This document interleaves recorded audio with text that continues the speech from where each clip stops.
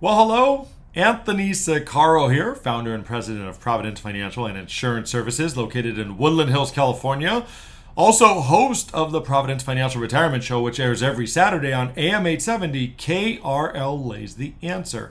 And I do these videos periodically for you, my clients, just to give you a quick update as to what's going on in the economic environment and how it affects your portfolios.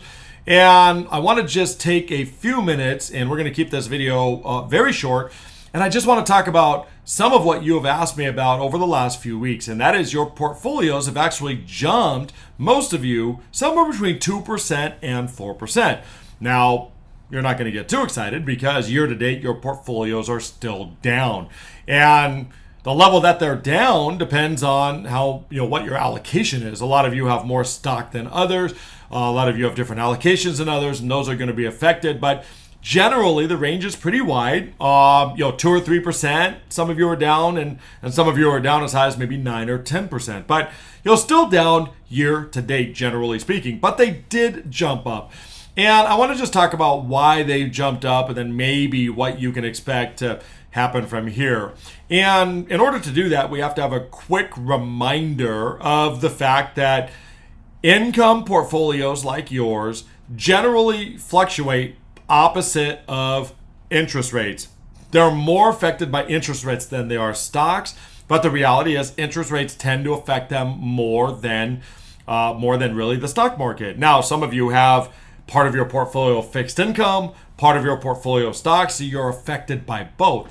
And the stock market now is down by 15%. But with the fixed income part of your portfolio, they're affected more by interest rates than anything else. And fixed income fluctuates opposite of interest rates, which means that if interest rates go down, your fixed income portfolios are generally going to go up. And if interest rates go up, your fixed income portfolios are generally going to go down. And many times they overreact in either direction. So if your portfolio goes up, a lot of times it will go up and then come back a little bit. And if interest rates go up and your portfolio goes down, then generally it'll go down and then it will come back a little bit. There's usually an overreaction until it kind of settles into where it should be for that time. And again, in the last year to date, really, in the last few weeks, your accounts have jumped generally across the board 2 to 4, maybe even a couple at 5%. And that's because of the fact that the Federal Reserve has become a little less aggressive with regards to what they expect to do with interest rates. The Federal Reserve has been behind the 8 ball this entire time. You remember a year ago, they basically said that they see this inflation as transitory. And there were a lot of people that agreed with them. I agreed with them. I thought that inflation would be transitory. It turns out that it's not as transitory as they thought. And here we are a year later, and inflation is worse than it was a year ago. So they missed the 8 ball, and they didn't do anything about it. Well, now what they've done is they have basically got caught with their pants down. And they basically are at the point where they said, we are going to control this inflation. We're not going to get behind the 8 ball again. And so for the last 3 or 4 months, the last 2 rate hikes, where they basically raise interest rates by 75 basis points, that's 0.75%. It's a pretty massive hike.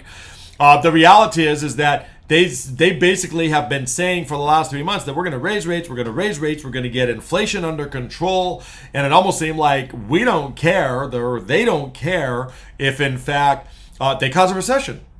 Because they're going to get this inflation under control. And they were bent on that almost no matter what happens. So what happens is interest rates were expected to go up. They have gone up 75 basis points. And it's telegraphed that in the next Fed meeting and 6 weeks after that, so in the next 2.5 to 3 months, that the Federal Reserve is going to raise interest rates by a grand total of 1% on top of the 0.75% they've done. That's a pretty massive increase to go from 0 to 1.75% in 3 or 4 months. That's what they would have been doing.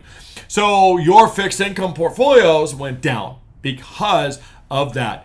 Well, now what's happened is the Federal Reserve has not reversed course, but they've become a little less strong in their tone. They've basically, in 3 or 4 months ago, they basically said, we're going to do this and we're going to raise interest rates all the way through the rest of the year. But lately, about 3 weeks ago or so, they basically said, we're going to raise interest rates 50 basis points, 0.5% next time, and probably the time after, and then we'll see what happens after that.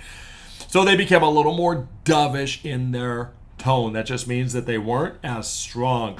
Well, if you know anything about the stock market or the fixed income market, it's reactionary to what it thinks is going to happen. If you look at a stock and everyone thinks this company is going to go bankrupt, the stock's going to go down to zero before the company actually goes bankrupt. People are going to sell it and get out of it. Well, if the fixed income market thinks that interest rates are going to are going to mellow out, as the Federal Reserve has kind of indicated, well, then they're going to jump before it actually happens. And that's what's happened. The Federal Reserve became just less, sorry, I lost my train of thought for a second. The Federal Reserve became more dovish in their talk. And the reality is that your portfolios went up 2 to 4% as a result of that. And that's what's going on. Now, let's switch gears for a second. Let's talk about a recession. The more I look into it, the more analysts I read, and the more stuff I read, and the more it seems as if a recession is likely to happen, not this year, 2022, maybe not even 2023, but maybe in 2023, but maybe 2024. Goldman Sachs recently said that there's a 35% chance of a recession in the next 2 years. And a recession is 2 negative quarters of GDP growth. And that's what a recession is. Now, if that happens, it's not going to be great for the stock market. And so what is the Federal Reserve going to do? Well, the Federal Reserve is going to lower interest rates. And they've already said, and a lot of people, a lot of analysts and forecasters are really projecting the fact that they've raised interest rates just so they could lower them again. And the Federal Reserve has done this many times in the past. So what does that mean? If we do have a recession and the stock market does not do so well and the Federal Reserve lowers interest rates, well, then you can expect your portfolios to bounce back up.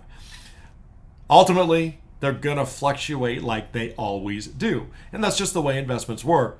But I want to remind you of the fact that as if you are taking income from your portfolios, your incomes are going to be the same. If you're living off your interest and dividends, it doesn't matter what the fluctuation is because you're still going to be able to live off the interest and dividends. Your income doesn't change.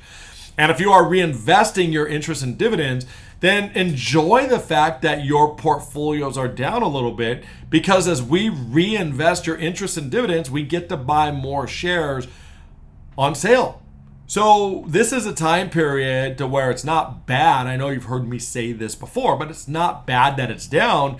And I was talking to a colleague just recently, I think within the last month or two, and I basically made a statement. I said something to the effect of, yeah, I really would like it to stay down here for a while, because when interest rates come back down, when the Federal Reserve lowers interest rates and your portfolios bounce, you'll come out smelling like a rose because you've got more shares because you bought them on sale.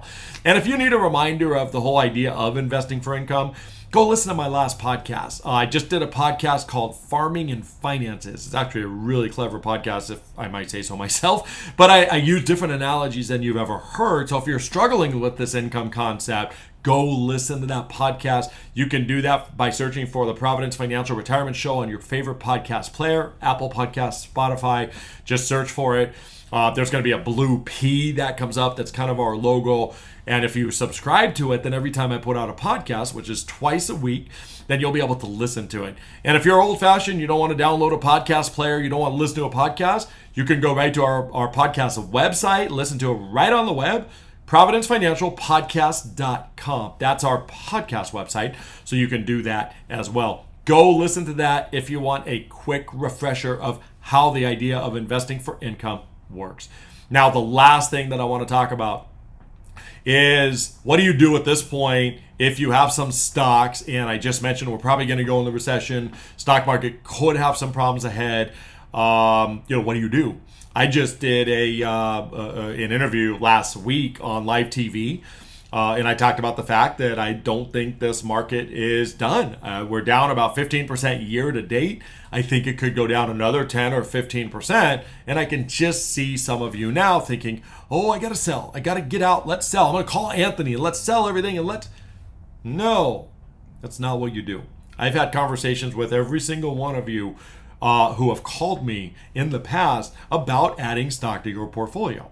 And here's the general gist. Every conversation I have with you is dependent on you. It's dependent on your situation. But here's my general philosophy. And if we've spoken, you've heard this. You can't time the market. Timing the market's very dangerous. And if you're trying to sell and try to buy back in, timing the market's very dangerous. You're going to lose money that way. That's what the odds say. But the reality is a lot of you have money in the market because of the fact that although we might have a recession, guess what? We might not have a recession. So the reality is that you have money in the market, but every one of you that I've had a conversation with has enough room in your portfolio to add more to the market later if we do happen to go down another 10 or 15% from here. I don't want you to shoot all your bullets. If you put all the money in the market now that you want to have in the market, and then the market does go down 20% more, how are you going to benefit from that? You can't. So have some money in the market now for those of you that want to take that risk. Others of you don't, that's perfectly fine. But for those of you who want to have some money in the market, have it in the market now. You're still getting income on that. If the market does go down 10 or 20% from here, then I want you to make sure you're comfortable putting more in. If you're sitting here saying, wait, I have money in the market, but I would not want to add any more to the market, then there's two things you can do. You can either just stay put, know that you're not going to add any more, or maybe we take a few chips off the table. The former option probably would be the recommendation, but call me if you have any questions. But every one of you needs to have some money to put in the market later if you want. And so this is not the time to do that. Market's been down for 15%, 10 to 20% now for several months. So I've had this conversation with a lot of you. I wouldn't make any changes at this point. If you think you're the exception, call me, let me know. Otherwise, continue watching my videos, plug into my podcasts, and I'll continue to communicate with you. And when I do think that there is a time to add more to the market, for those of you that are kind of chomping at the bit waiting to do so, then this is how I will communicate with you. So hopefully this helps. If you have any questions, pick up the phone, call me, get on my calendar. But hopefully this answers some of the questions that I know some of you have asked me before. Have a great week. God bless.